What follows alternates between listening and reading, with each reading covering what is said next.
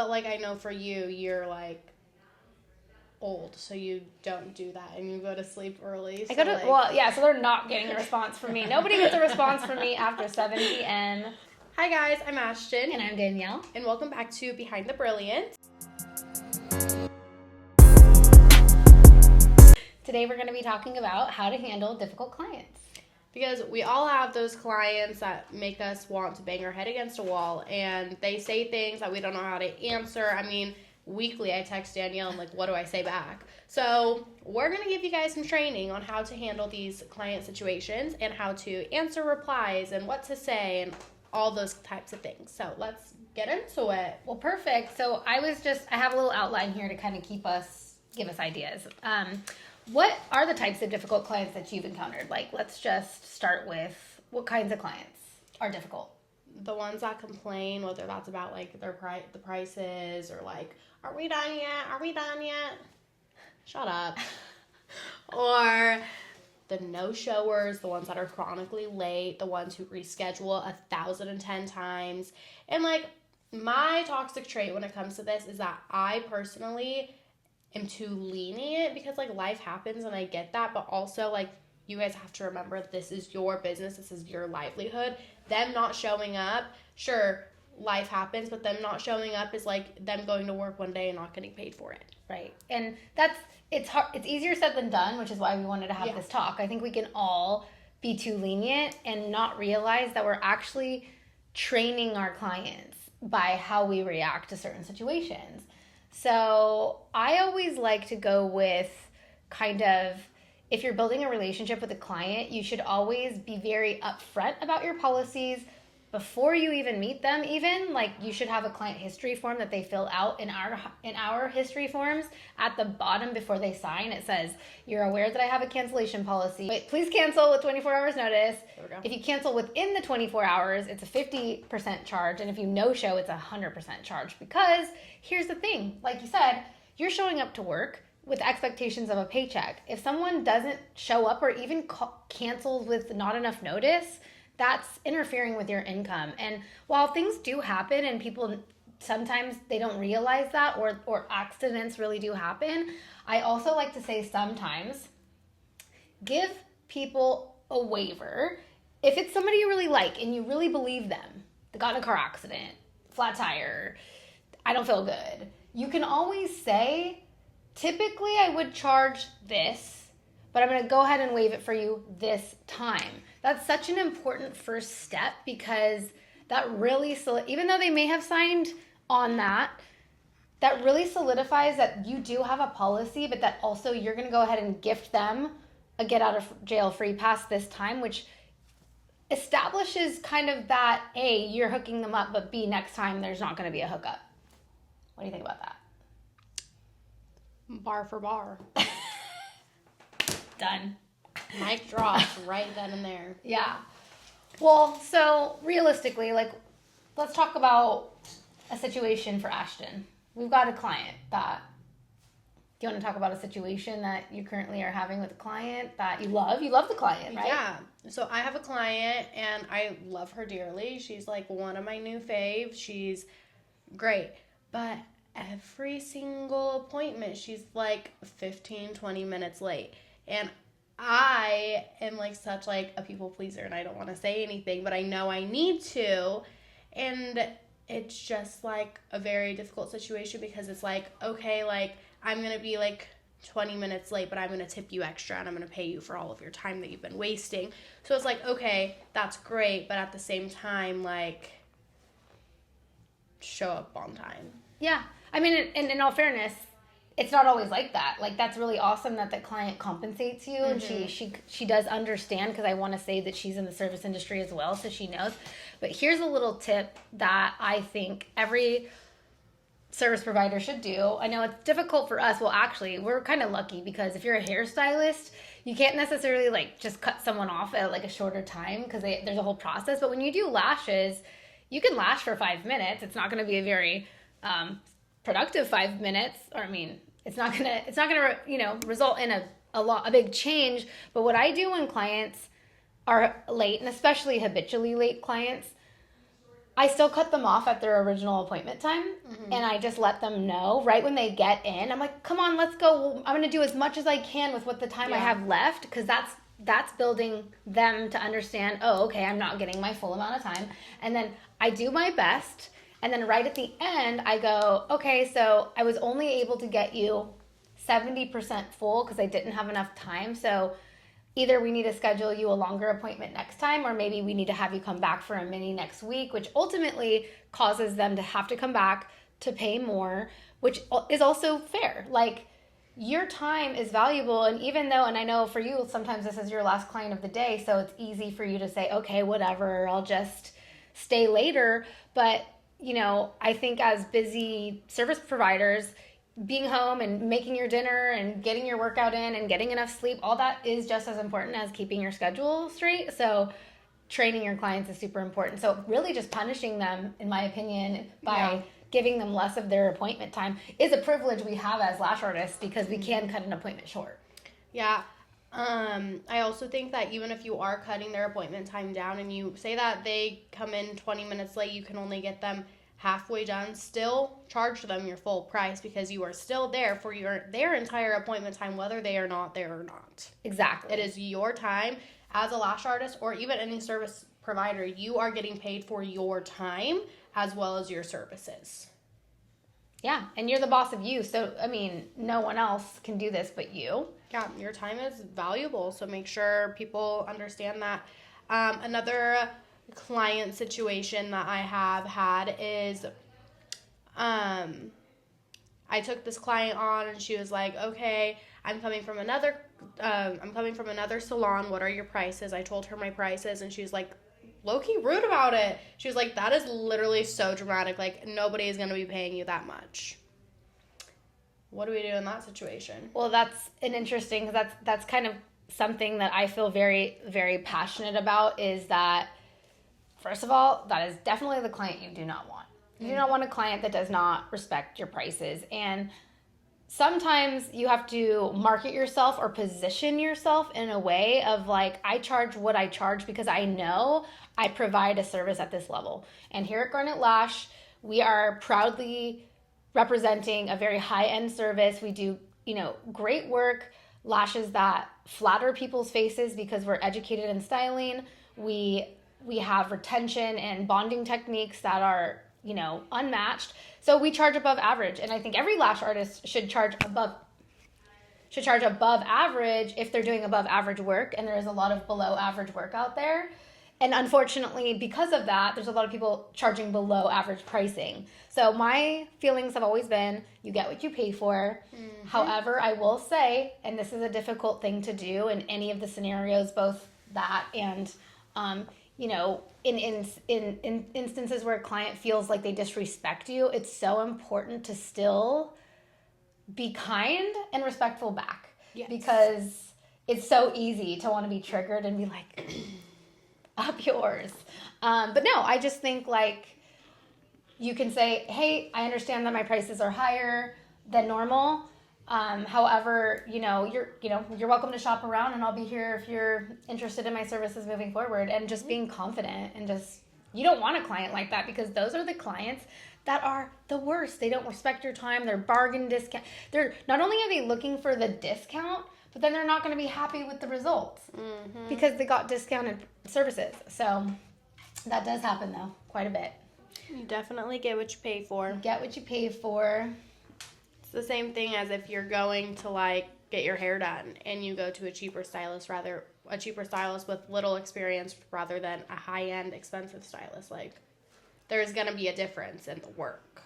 Totally. You get what you pay for. Honestly, it goes in every industry. It does. I was even studying real estate, and just if you go too low on even repairman services, you're going to end up paying double, because you're going to have someone fix the work that the person did that didn't do it right to begin with. So it kind of even goes with lashes. I even think call me once your lashes are ruined. I don't actually say that, but that's kind of how I feel. I'm like, hey, if you find someone more suitable for you price-wise, and if it doesn't work out, I'll be here. Yep. When you're ready. And that does happen. I've had clients who leave me because they're like, say, I found someone cheaper. Okay. then they come back with like an allergic reaction because their lashes all glued together.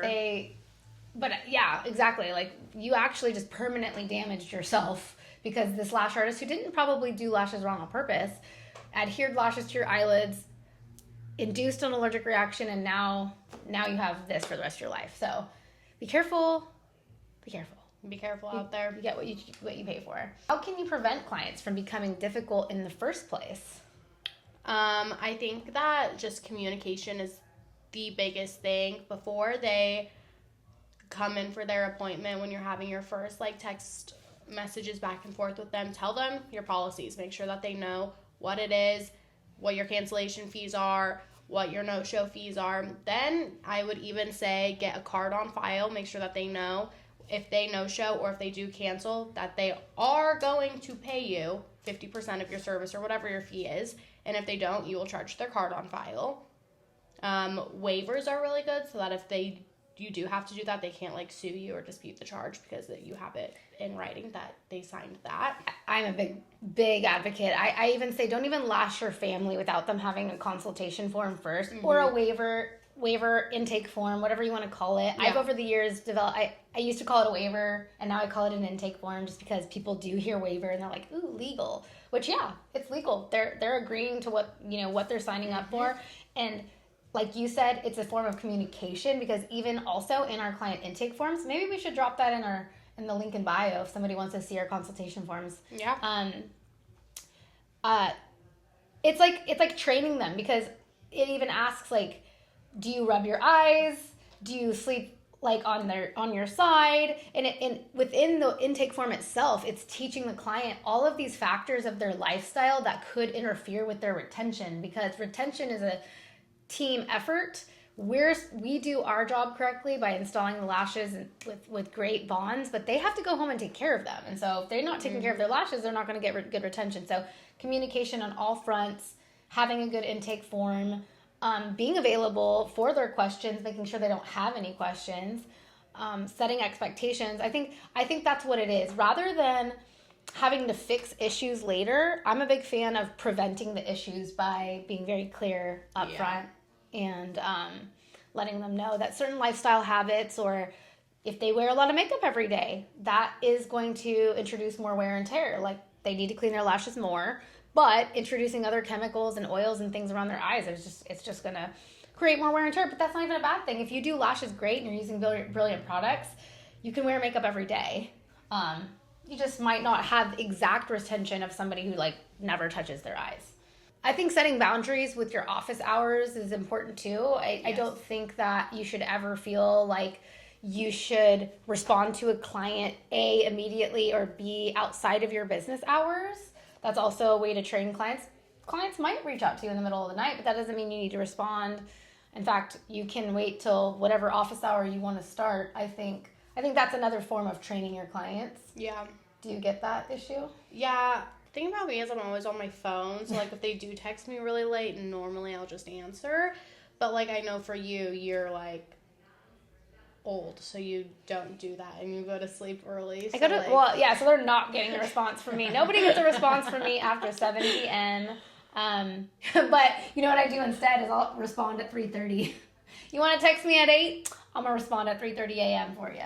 But no, I think setting boundaries. Like if you have a client that is testing your boundaries, and that is an opportunity to create new boundaries. I feel like for me personally, I don't have an issue with texting people back, but for some people, like, if you have, like, a family or something and that, like, it irritates you and it bugs you having people texting you nonstop, then that's a boundary you need to set. Make sure you just say, hey, I do have office hours between this time and this time. I will not be responding to you any other time unless it's, like, an emergency or something. But, like, that's honestly very much, like, preference.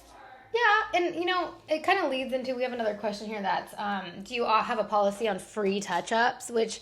what's funny to me about the free touch-ups and the texting outside hours, it's like, if you have happy clients, you're not even going to have to deal with that. Yeah. Like, you shouldn't have to give, like, free touch-ups. Yes, absolutely. If somebody expresses they are not happy with you, I think offering a free touch-up is a great customer service move. And, what I used to call it is, rather than, like, saying come in for a mini I'll have you come in for an assessment.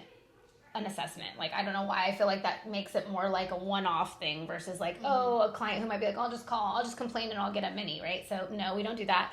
But absolutely always troubleshoot the issue, because even if it's not your fault, it's something they did and it's somebody you want to build a relationship with. I think offering them like a complimentary moment to fix the problem is worth it in the long run.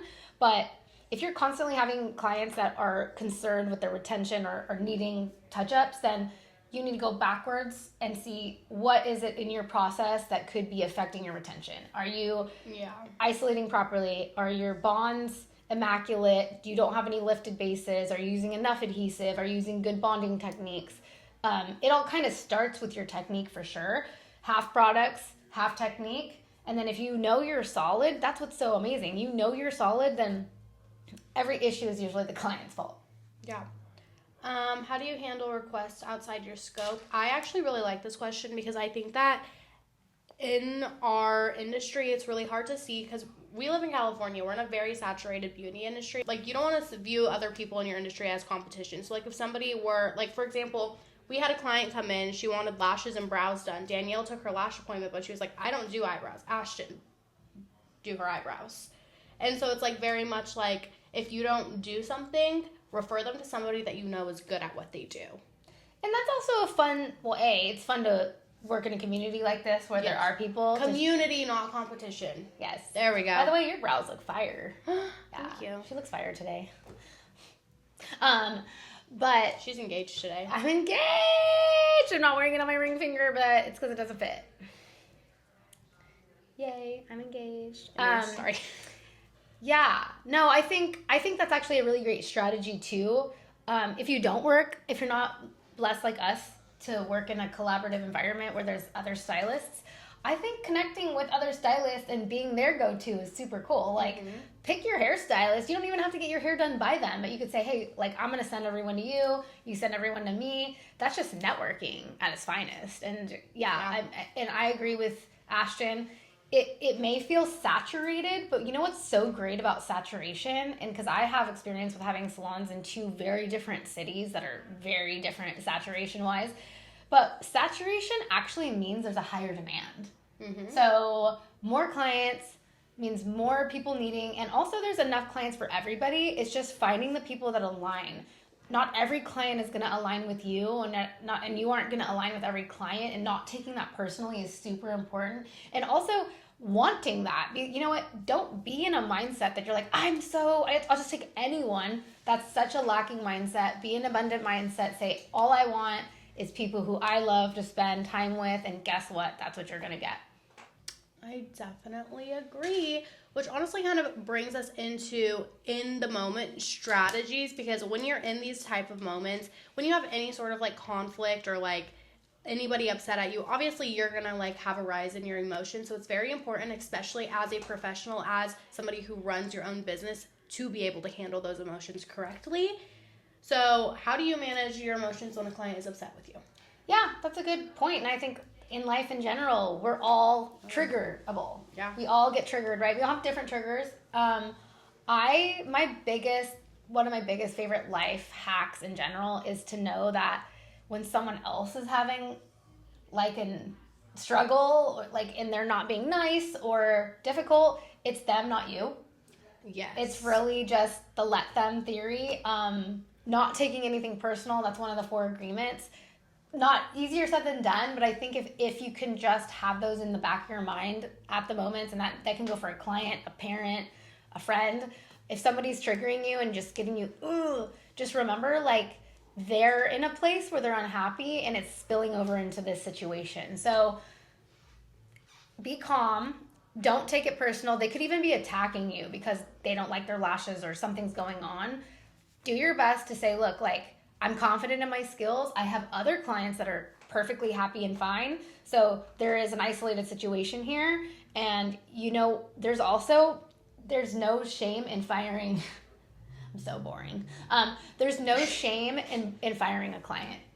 Yeah. If somebody comes in and you're like, I have so-and-so today, I don't even think you should have that client. That client should go to someone else. And you can open up your table to someone who can't wait to jump on your table and be with you.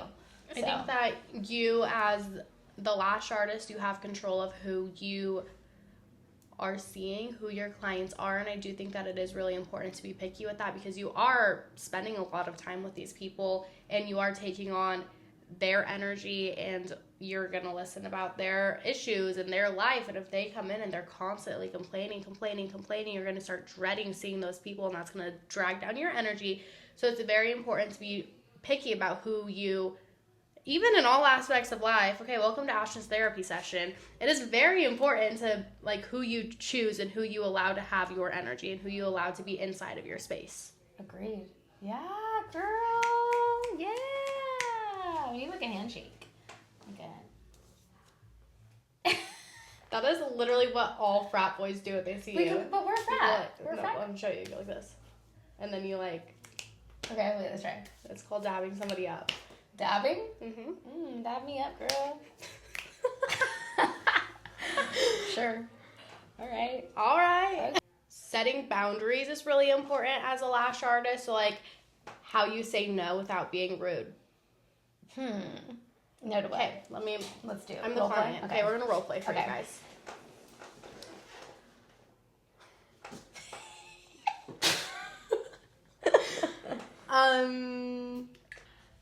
Ring, ring, ring, ring, ring.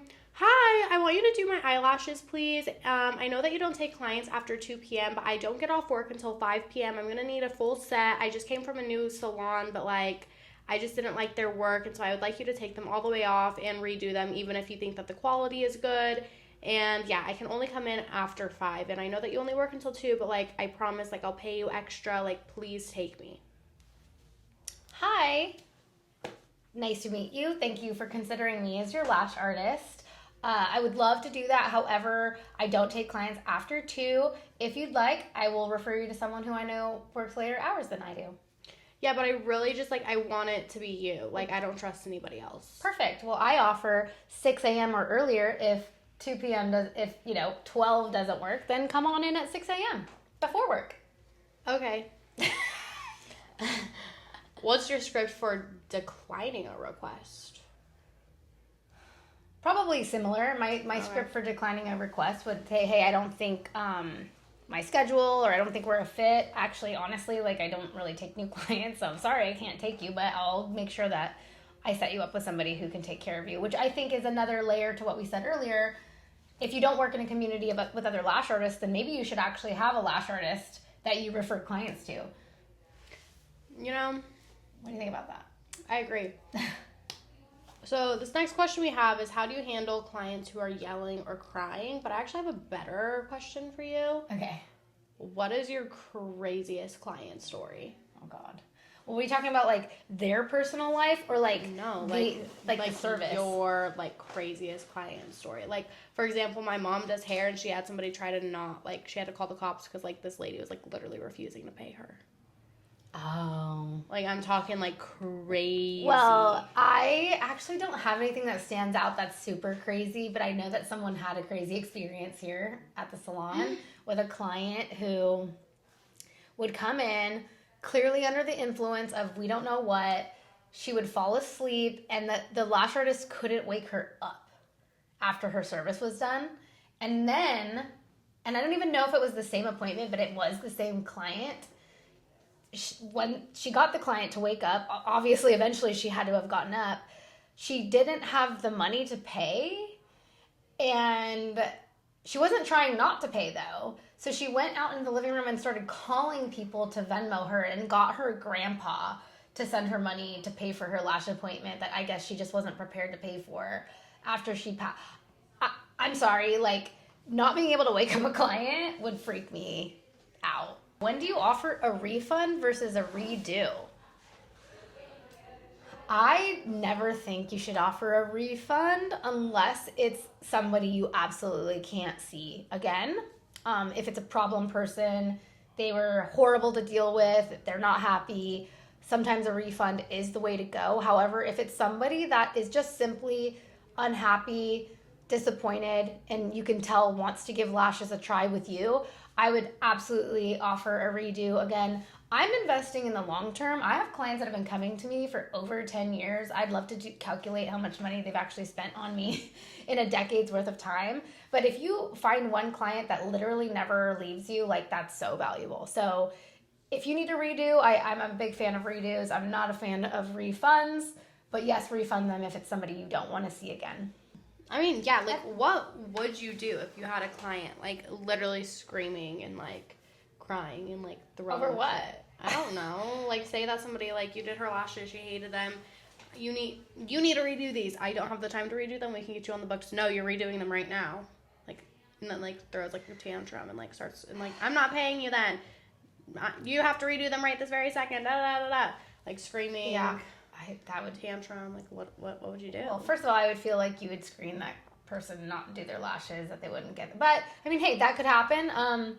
Honestly, I would say, have a client here. You can come back later, and I'll go ahead and take them off for you, depending on the severity of the situation. Yeah. Like, if it was super dramatic, I would just be late on my next client and say, I'll take them off now, but please don't come back. Like, there's no screaming in here, you know. Yeah. No, that's a no. But honestly, like, I've been in the business 20 years. It's never happened. Yeah, that's like, I feel like that's very rare. Yeah. I think this is interesting. What happens after a difficult appointment? So I think there's a lot of cases where a client leaves unhappy, but they don't say it. So I think it's important to really, really read the person. Because it's like, it really does suck if somebody calls you back later and they're like, okay, I'm like, why didn't you just tell me before you left? You know what I mean? Like, that's another reason, going back to over communication. I tell clients, you can't hurt my feelings. Tell me what you love. Tell me what you hate.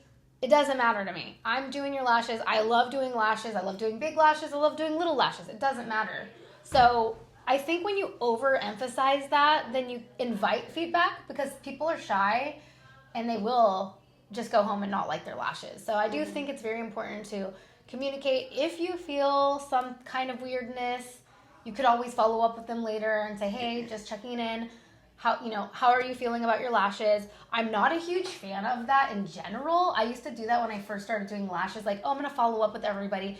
But I think it kind of emits insecurity in your work to constantly reassure. Are you okay? How are you? Did you like your lashes? Like, I don't think you should have to ask every person after. I think more so invite them for feedback in the moment. And it's also important, again, preventing future issues, is if it is a full set. A lot of times, I always tell people, I'm going to do my best to achieve exactly what you want today, but because everybody's eye anatomy is different, I could put the same formula on me that's on me on you, and it will look completely different. So we're gonna aim for your perfect style, but it could take 2 to 3 refresh appointments to get it perfect. So I need you to tell me what you loved and what you didn't love, so that we can get there. And I think what that does is that plants a very important seed that if the client goes home and they're like, I like them, but this or that, they're not going to go, I'm just not going to go back again, or I'm not going to just reschedule. They're going to go, oh, she's going to work on it. She told me. It's part of the process. And I think that's part of, like, preventing negatives. I agree. I really like this topic. Okay. Firing a client. When do you decide a client isn't worth it? How do you fire them? Okay. What do you do? What's your script? How do you go about that? Well, that was a lot of questions in one. First of all, identifying why you're firing. Through it. Yeah, why are we firing clients? So let's think of some reasons. They're disrespectful of your time. They, honestly, some clients are hard to do. Like, yeah. I have, like, my best friend in the world, her lashes are so hard, and it's like, oh my gosh, I'm giving this girl a discount because she's my friend, but she's so hard. It's like, I don't care if you go somewhere else. Like, you go somewhere else. But, you know, identifying the reason, you know, if you've come to terms with the fact that you don't want to see a client, I do think the types, like luckily you love that client who is complicated, because it is, to me, work is fun. And so, yes, I would overlook a little bit of, like, being late for the fact that she pays good and I enjoy our time together. But if she was late, disrespectful, and, like, annoying or had bad energy, because, hey, let's say we get to create boundaries of the people that we interact with. And if you have somebody who's always bringing negativity, that could be a reason to fire. I would simply, write a nice text, and luckily we have things like ChatGPT these days. I would just say, hey, this time is no longer available on my schedule. I don't think we're aligned, and I'm going to refer you to another stylist. It's not easy, but I think being honest is important, and protecting your energy is also really important. So it's definitely awkward, but you come first. So yeah, it's not fun, but honestly, then you're opening up room for somebody cool. Yeah, when you close one door, you open a new one. Straight up. Unless you're like me, then when somebody closes the door, I make it a revolving door, but that's fine. I break down the door, actually. We're working on it. I go through the window. Always learning, always growing. How do you handle it if they're upset about being fired? They probably will be upset, but I mean, you can stand firm. You can only argue so much. Like, hey, I'm not going to take you anymore. Yeah. You do have to be careful though, because people can do crazy, weird things and leave you bad Yelp reviews. And even if they do, respond kindly. I think a bad review adds character sometimes. Like, nobody's perfect, but just do your best to be kind and be honest. And again, those are the types of clients that you could have avoided booking altogether if they're the ones that were weird on the phone or didn't accept your prices. Like beware of that. Yes. Okay. Now into another topic. Self-care and boundaries, because in the service industry, we kind of touched base on this a little bit earlier. We're seeing so many different people. We're absorbing a lot of different energy, a lot of different emotions, and like, especially if you're like a very empathetic person, you're going to be feeling all of those emotions with those people. Like for me, if I have a client and she comes in sad, the rest of the day, this is bad and I need to work on it. The rest of the day, I do like feel like a little bit like sad. And so like, it's very important to protect your mental health, because you are, and a lot of these people are going to be coming to you with a lot of issues that they're having, which like, obviously we love the tea, but like that can get draining, especially if you have 10 clients a day, they're all going through something, they're all telling you. That's something heavy that you have to carry. So it's very important to protect your mental health. So let's talk about that. Well, so like, how does dealing with difficult clients affect you emotionally? So you said you take it on a little bit. Yeah. I think it takes a little practice, again, to decide what's yours and decide what's not. Mm-hmm. And I agree. I'm an empath. Like for me, like I think I can like block off emotional pain better. But like if somebody's like bleeding or something, I'm all, ow, like it hurts me. I don't know. Anyway, I just think it's important. Also hold space for people. I think that is part of what we do as like, and you don't have to take it to this layer, and not everybody does, but I do think it will set you apart if if your clients enjoy being with you in addition to you doing great lashes. I think it makes, not only can you charge more, because like I charge obnoxious rates honestly, but people love their time with me, like love, and it's because I do hold space, and I don't align with every person, so I don't get this experience with just any client. There's certain clients that I'm like, okay, like we are meant to be, and they could be having a hard day, but instead of feeling it with them, I try to make it better or show them the silver lining in the situation or transmute that with them. And so everybody has different strengths, in things like that. But I think don't take it on, cheer them on. Yeah. Yeah. How do you prevent burnout? Well, sleep enough. I honestly just kind of feel like having grace with yourself, making sure the people that you're surrounding yourself with at work, since you do get to pick your clients, make sure that they are good people and not like people that you actually enjoy spending time with, because they are your clients, but also like my clients are my friends. So yeah, like make sure you are having people with good vibes. I also think that it's one thing if your clients aren't respecting your own time and like your own scheduling, but you also need to respect your own time and your own scheduling. Don't book yourself after your hours if you don't need to. Like, you need to make sure that you are focusing on yourself and putting what your needs are before your clients, if that makes sense. Yeah, that's great. So like if you're having a really long day, say that your hours are 10 to 5. You are completely booked. You have no lunch break. You have no break in between any appointments, and you get a call. Hey, is there any way you can get me in at 6? If you don't feel up to it, say no. Say no. Being successful is being able to say no. And that goes back to like price bargainers, because that's how you will burn yourself out, is if your prices aren't high enough for you to sustain your own cost of living and support system and overhead, whatever that is, you are going to burn yourself out. So choosing pricing realistically, like holding to your schedule, like Ashtyn said, and then prioritizing yourself, because you need to eat well, you need to rest well, and everybody really should exercise, because we are in a job where we're sitting in a chair and things can develop over time. So stretching, whatever's fun for you. I'm a big fan of saying, like, don't do anything that you don't like. If you like lifting weights, go to the gym. If you hate lifting weights, do not go to the gym. Like, find a Pilates class, or use Ashtyn's code for ClassPass and use Ashtyn's code. You guys send me your number and I will send you the link. You'll get a month free of ClassPass. Yeah. So ClassPass is rad. Like, you can do all kinds of things. Go to a freaking stripper dancer class like Danielle did. Yeah, like, do stripper dance. Go move your body. No, highly recommend, but that will prevent burnout. What do you do if your client comes to you from another lash artist and they're shit talking their other lash artists and they will not stop? Okay. Like, you try to end the conversation, like obviously you don't want to like be rude. I shut that down always quickly. Yes. Because I say, this is my go-to phrase and belief. Nobody does lashes wrong on purpose. They didn't know they were doing lashes wrong. Period. Although you could mean they could be talking shit for multiple reasons. I'm talking about technique. So if they come in and their lashes were just not well and they couldn't stand it. Now, if they just don't like their last lash artist for other reasons, like personality or business, I mean, this is another life skill. Don't engage in shit talking, because you're automatically associated. And also, in some instances, you turn out to be guilty, because there are people who will engage in some shit talking with you and then go to that other person and say that you were the one saying everything. So I, at all costs, avoid talking negatively about anybody with anybody, because I don't really care.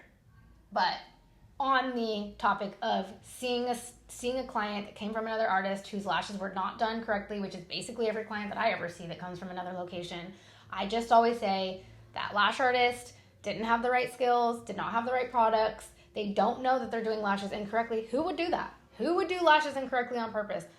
If you are out there and you're doing it on purpose, like, then you're the anomaly. But I just say they just didn't have the right skills. Yep. And that's why we charge more, because we're doing it right.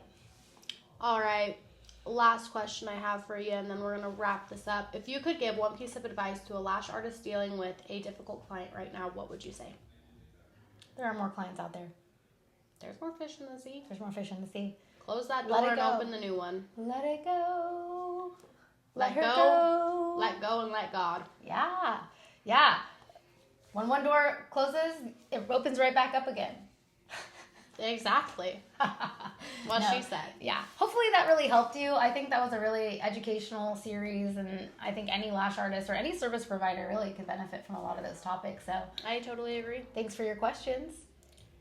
Thanks for your comments and concerns. We'll see you on the next one. Let us know in the comments on the flip side. You want us to go over anything else in particular. Otherwise, we'll see you in the next episode. Kisses, love you, bye. Dap me up.